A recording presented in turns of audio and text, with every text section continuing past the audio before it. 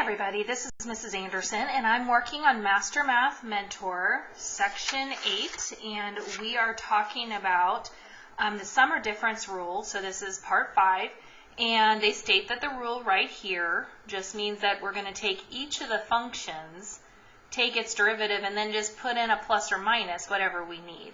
Now, on some of these problems, when I work them out, I'm going to make sure to use some extra paper for you, because on some of them it's just too much. Like letter A, very simple, that's a one-step problem. Except for something like F is going to take more work. And again, when I'm seeing your work on a test or homework or whatever it may be, I expect to see all the steps, because these are pretty hard to keep track of everything in your head, okay? So please make sure you're in a good habit so you're not losing points. If I'm having to show all the steps, I will be grading you in the same way. So if you cut steps, I cut points. So be on the lookout.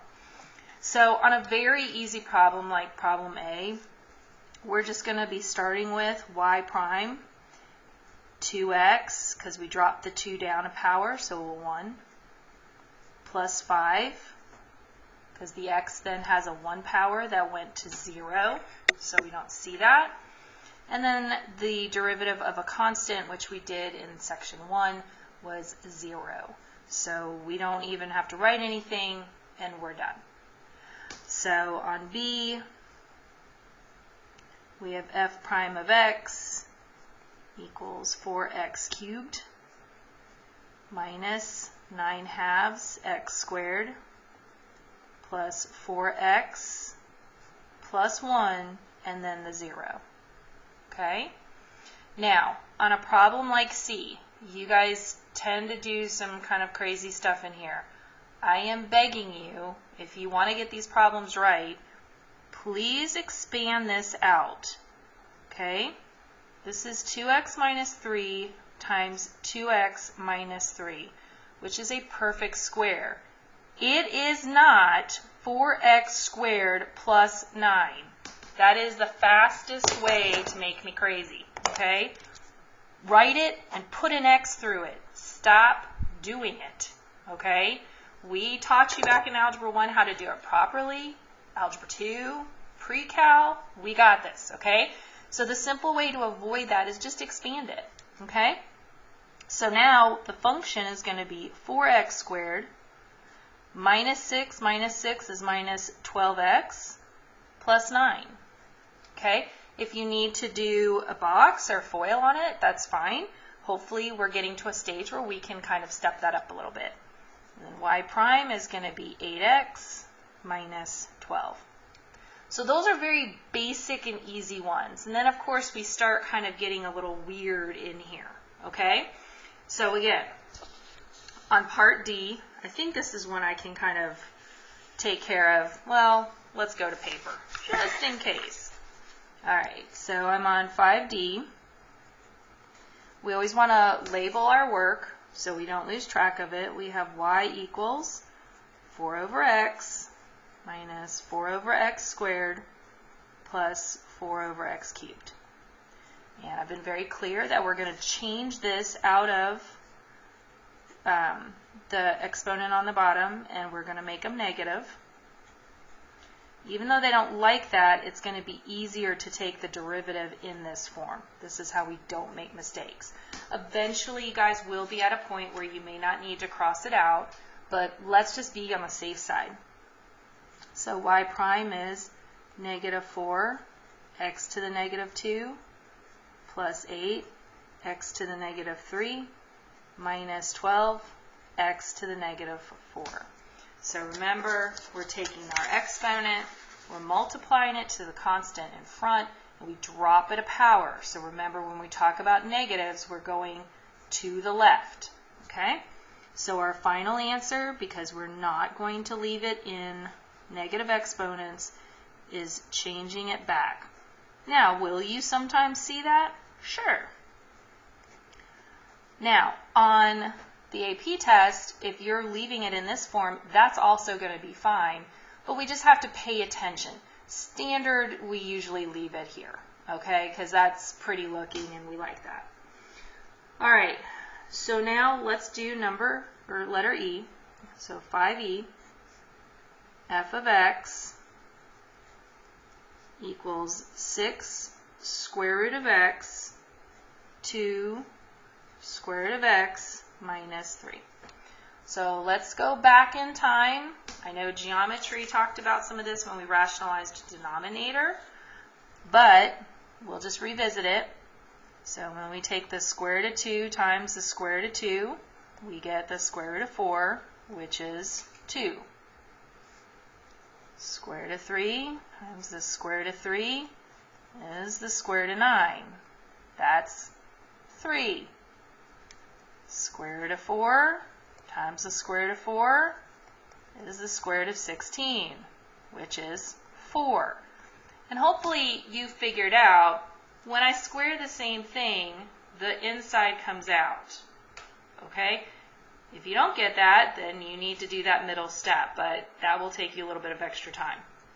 So I'm going to run this through first. So I have f of x, 6 times 2 is 12, square root times square root, pull out the letter. Negative 3 times 6 is minus 18, x to the 1/2. So notice in this one step, I did turn it into its fractional exponent. I'm just saving time. All right, so now I'm going to take the derivative, which is 12. This will drop away. And then this is minus 9, x to the negative 1/2. So f prime of x equals 12 minus 9 over the square root of x. Again, we want to always be practicing that extra step of going a little bit further to make sure that you understand how to switch things in between negative and positive, okay? So even though it seems like kind of a pain and you're like, well, I could have just left it here, yeah, and I'm okay with that sometimes, but I really want you to be in a habit of understanding how to switch it down.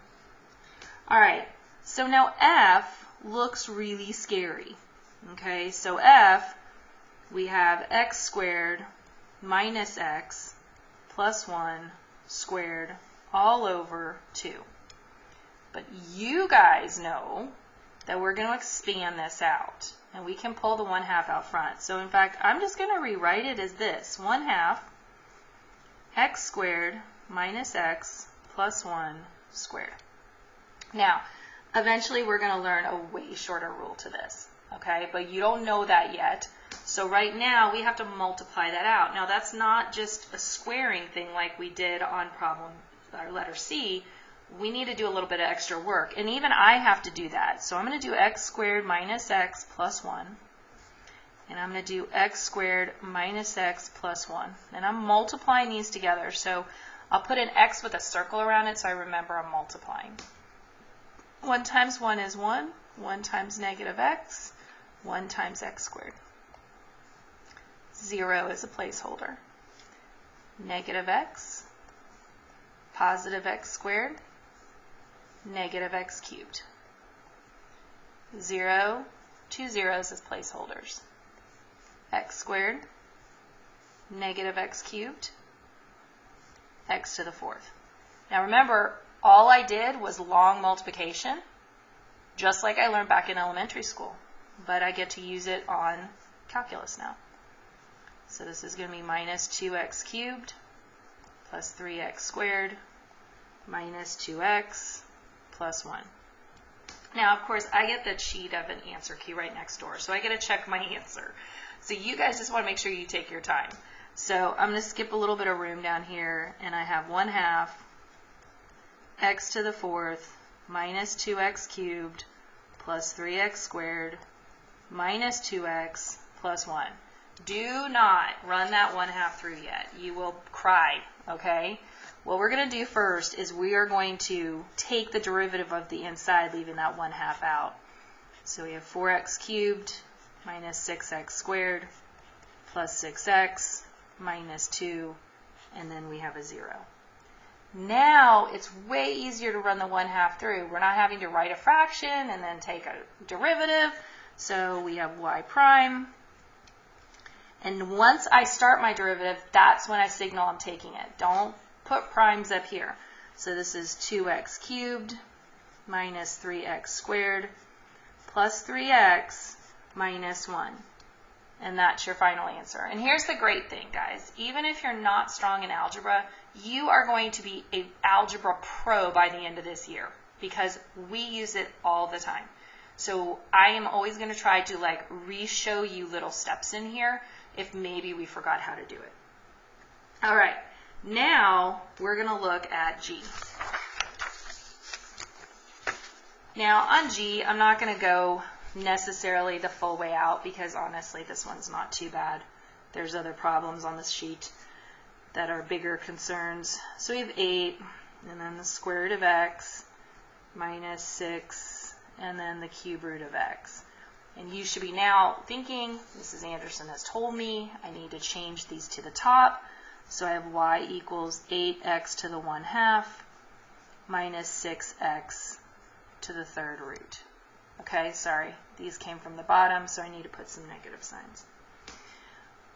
If you did it correctly, and I would now practice working it out, I would now go through and show all the rest of the steps and make sure you can get an answer of -4 over x to the 3/2 plus 2 over x to the 4/3. Okay? It should not be that difficult now. Once you change that form, it'll be pretty simple. All right, so let's look at H. H is a great problem because it looks really scary. And right now, you don't have enough tools in the toolbox, honestly, to sometimes do the shortcut we have. And though this looks terrifying, it is not, okay? So what you're going to do is we are going to break that apart. Remember, if you have a term in the bottom, you are allowed to give it to each denominator, okay? So I am allowed to write this as 9x over x minus 3 x to the 1/2, and then I have an x on the bottom. And I'm going to put a 1 power there just to help me out. Now, there's a lot of steps I can do in my head, but I really don't like to because then I start getting myself confused. So I see that this is going to cross out, so I'm down to 9, minus 3. Power is higher on the bottom, so this becomes x to the -1/2. The derivative now, it's really pretty straightforward. The 9 disappears. Negative times negative is going to be a positive 3/2 x to the -3 over 2. So this is y prime equals 3 over 2 x to the 3/2. Again, if we want it in positive exponents, which it does look prettier that way, we're going to send it this way. On the AP test, you can leave it like here. This would be called, again, a safe stop. And we want to get to safe stops. We don't want to possibly make a mistake in there because if we do, they don't give us any points. So don't forget, we want to know our safe stops, but sometimes I'm going to ask you for it to be in positive exponents, and you do need to be able to do it. And the last one, again, fabulous problem on this one is I, and so on 5I we have x squared minus 6x minus 16, sorry, I forgot to put a letter out front, over 2x plus 4. If you have done a good job working and I've done a good job teaching, okay, because this is a combined effort, then when you look at this, hopefully instead of throwing in the towel, you're going, hey, I can probably do some factoring. Like at that bottom, I can do something. So I'm going to factor that bottom to this. Just took out a GCF. And then I'm going to look up here and go, hey, wait a second. I can factor this too. Now that doesn't help much. Did you catch my mistake though? When I factored out a 2 from the 4, I didn't change it to a 2. Okay? Does that happen? Yep. I do it all the time. Okay? No big deal. Just catch your mistake calmly. Okay? These cross out. So now I'm factoring 1/2 x minus 4. So what did I do? I pulled the 1/2 out, and in the same step, I ran it through.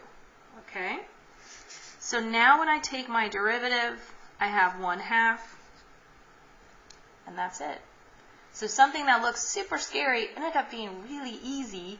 I just had to not be afraid of factoring. Okay? And I know you guys can do this, but it takes practice. So don't forget your practice. All right. Best of luck as you work on the sum or difference rule.